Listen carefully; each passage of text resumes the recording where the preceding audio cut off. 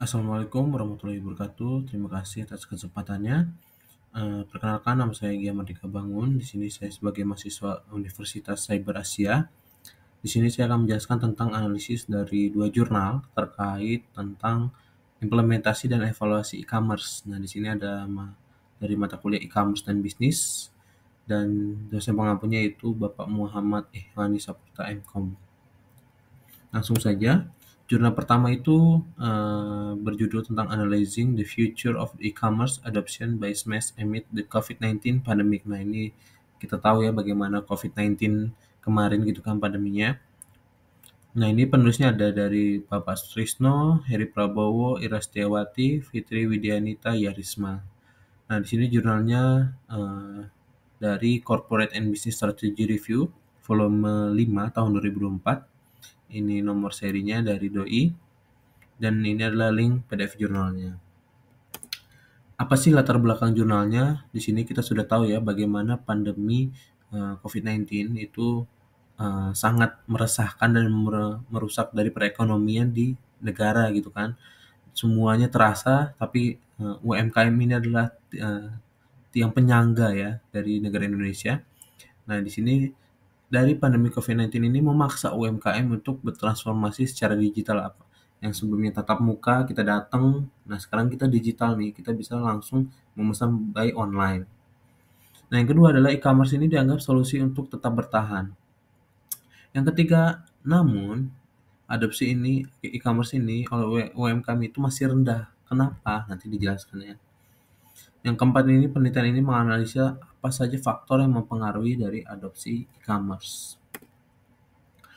Tujuan penelitiannya dari jurnalnya yaitu untuk menguji, pertama yaitu pengaruh faktor teknologi organisasi dan lingkungan terhadap adopsi e-commerce. Pengaruhnya pasti ada dampaknya. Nah, ini dampaknya ini dalam kerja bisnisnya dan keunggulan bersaingnya UMKM, khususnya di Jambi ya. Metodologinya di sini, JIS penelitiannya itu kuantitatif.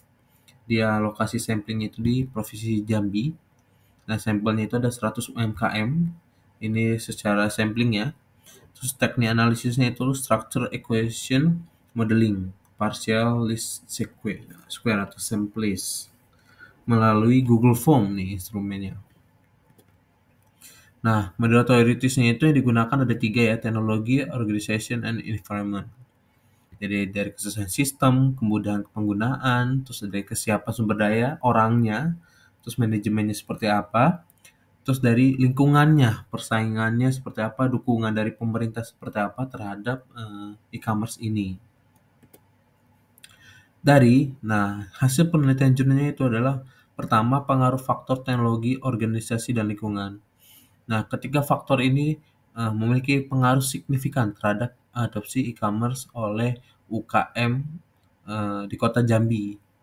Yang kedua adalah dampak adopsi e-commerce. Nah, dari adopsi e-commerce ini secara efektif meningkatkan kinerja dan keunggulan kompetitif KM, di mana UKM-UKM atau UMKM yang belajar teknologi untuk e-commerce dia menjual secara online itu meningkatkan kerja dan keunggulan kompetitifnya.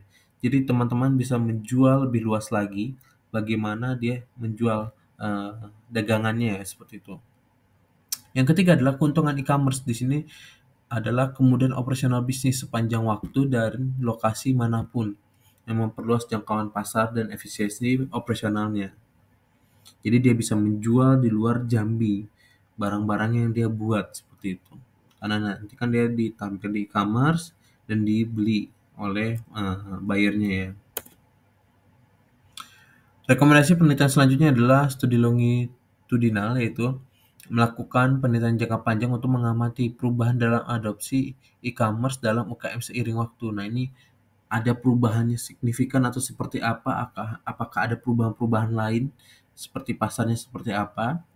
Terus yaitu kedua adalah perluasan dari studi menganalisis adopsi e-commerce ini di berbagai daerah lain di Indonesia untuk mendapatkan gambaran yang lebih komprehensif. Nah, ini kan di Jambi doang ya.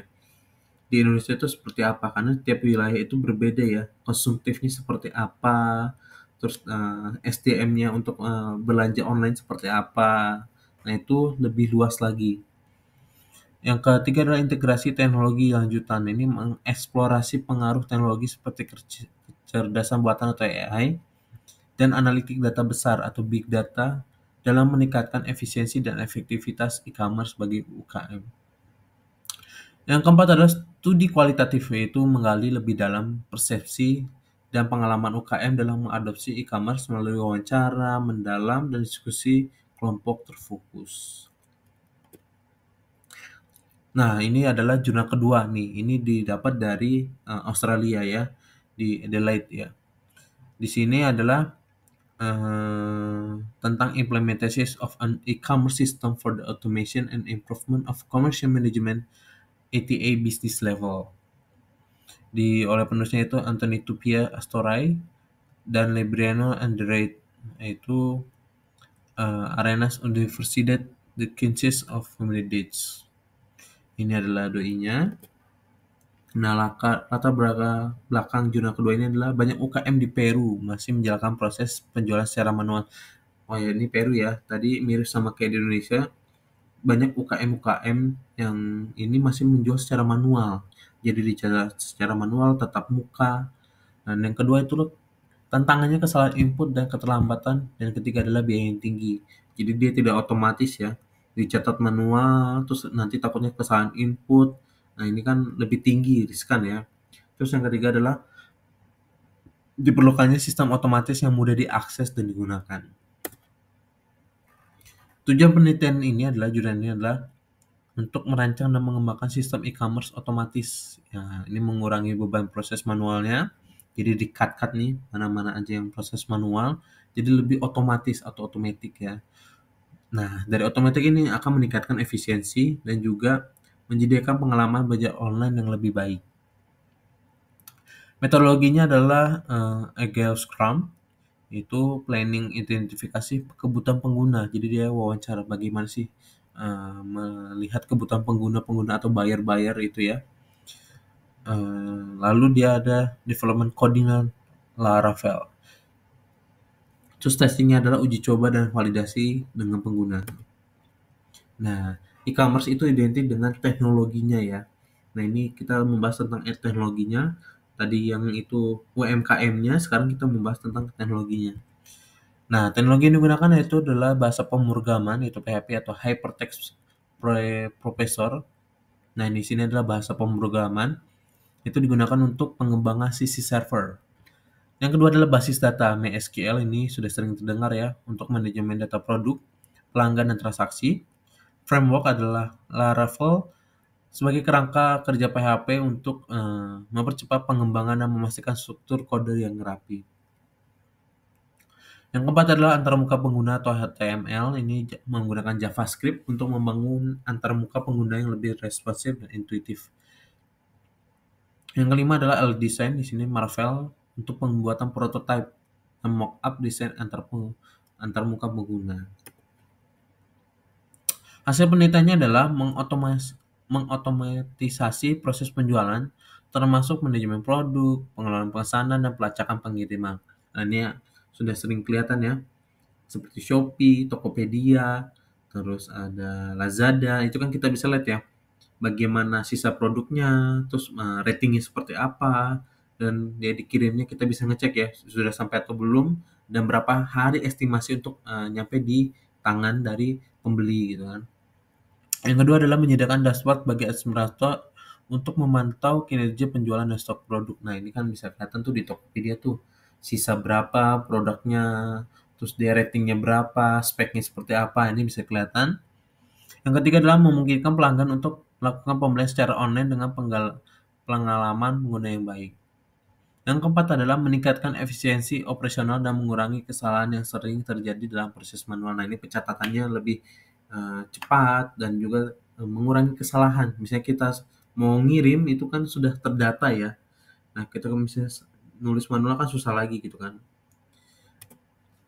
Terus rekomendasi penelitian jurnal 2 adalah integrasi pembayaran secara online. Nah, ini kita sudah melihat di Indonesia kan, bagaimana integrasi online itu VA, virtual account. Jadi ketika kita membayar itu langsung otomatis tercatat di e-commerce-nya. Terus adalah analitik bisnis nih, itu mengintegrasikan alat analitik untuk memberikan wawasan tentang perilaku pelanggan dan penjualan. Nah, ini biasanya AI ya. Terus personalisasi pengalaman pengguna, di sini mengembangkan fitur personalisasi untuk memberikan rekomendasi produk yang relevan bagi pelanggan. Keempat ada skalabilitas sistem, di sini adalah meneliti arsitektur sistem yang lebih scalable dan mendukung pertumbuhan yang bisnis yang cepat.